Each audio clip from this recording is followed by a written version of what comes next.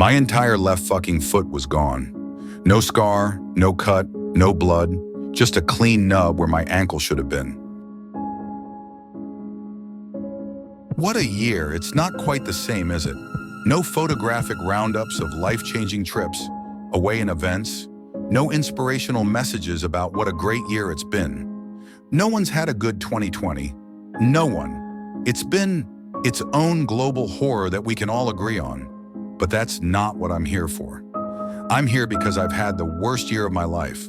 I'm here to be selfish, to talk about my fucking self, because it might be the last chance I get. It wasn't just a bad one, and not for the same reasons that yours wasn't so great.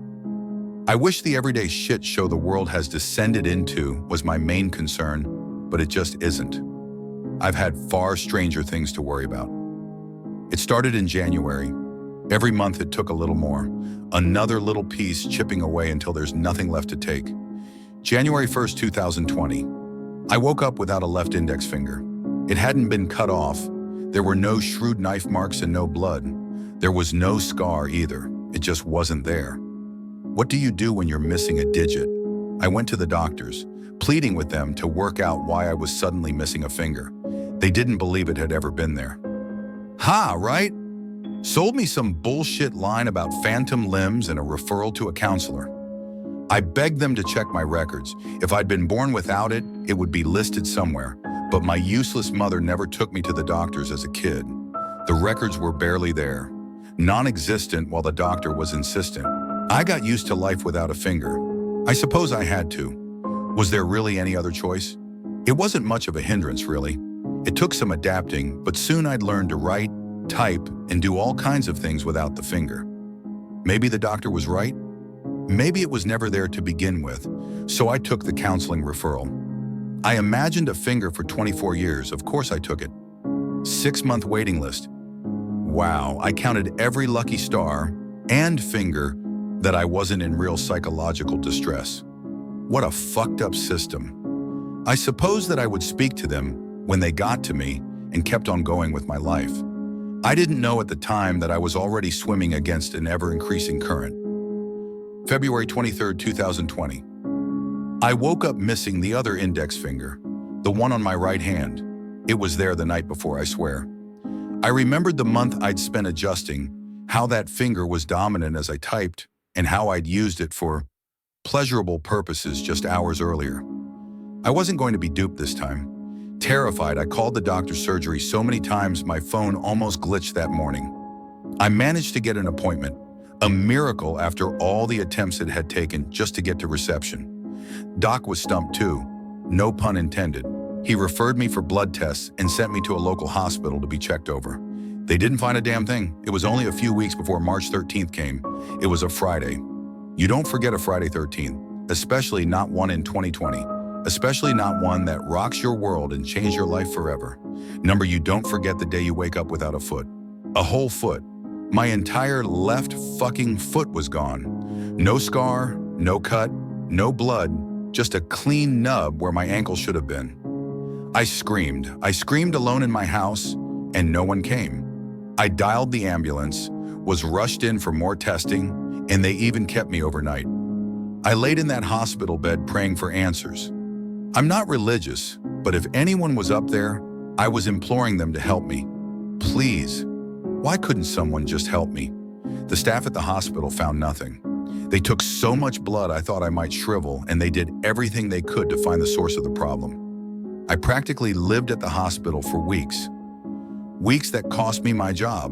No, you can't fire someone for being sick or disabled, but you can make them redundant in their first year as the hospitality industry takes a slow dive.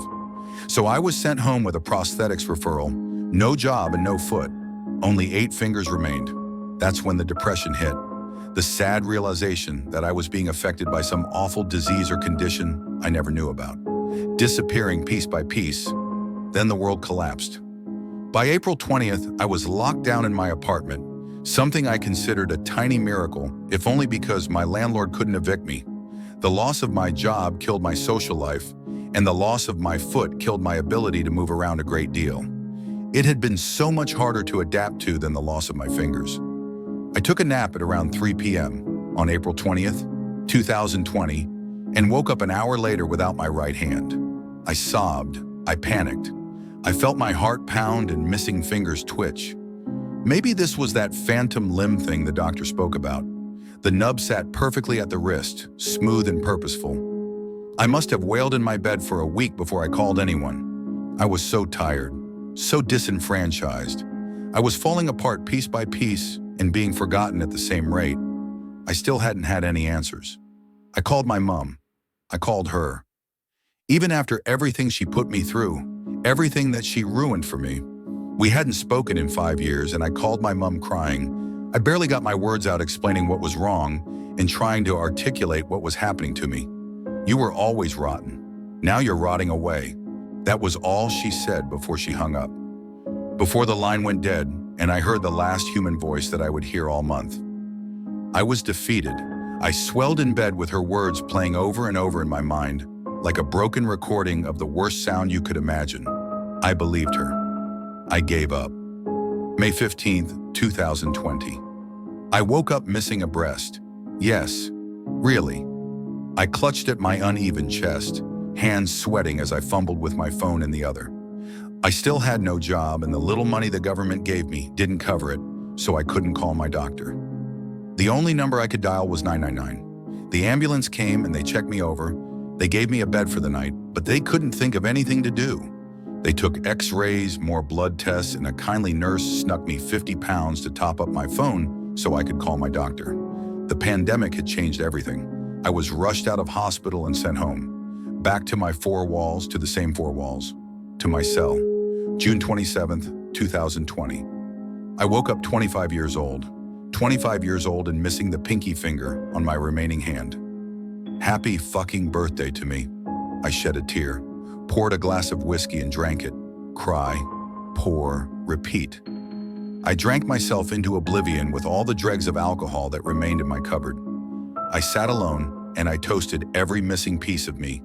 The next few months went by and I lost more. I lost my home, the other foot, one of my remaining fingers, and the thumb. Whirlwind, right? All in the space of 4 months. I sat in my new hovel waiting to die, waiting for important pieces to disappear. The parts that made me function. Maybe my mother was right. Maybe I was rotten. My housing benefit barely covered a grotty studio. I needed a wheelchair by then, and it was the only accessible place available. It was damp, cramped, and my neighbors sold crack in the communal hallway. Confined by my body and my mind, I despaired. My entire promising young life had faded away month by month. Halloween 2020 took my ears. Where the opening should have been was thin layers of smooth flesh, and I stared at my broken reflection, raising my stump of a hand to the mirror, only my middle finger remaining. It was torment, worse than any of the other losses. I hadn't just lost the outer part, the entire ear canal was gone. I was entirely deaf. It drove me to the brink of suicide. I couldn't bear the constant silence, so I took action. I took a knife and I stuck it deep into the fleshy voids where I knew my ears had been. The pain was agonizing, like my head was on fire, but it didn't work. No blood, no scars. They healed fucking instantly, and finally I accepted that I was dealing with something that wasn't medical. Something that wasn't a natural phenomenon at all.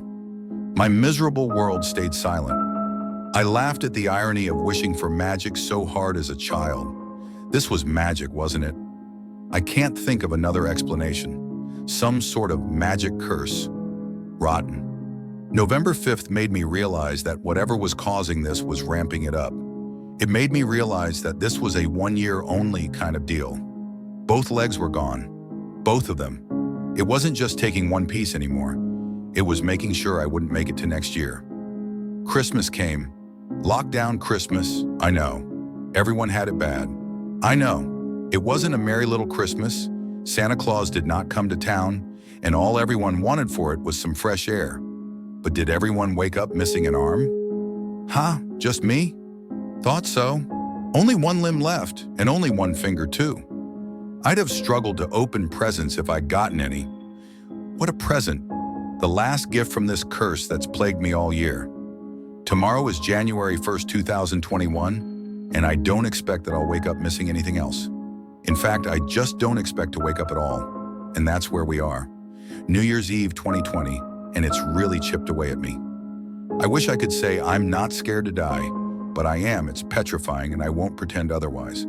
The only silver lining, the only bright side to this curse is that I get to see the back of the year that took everything from me.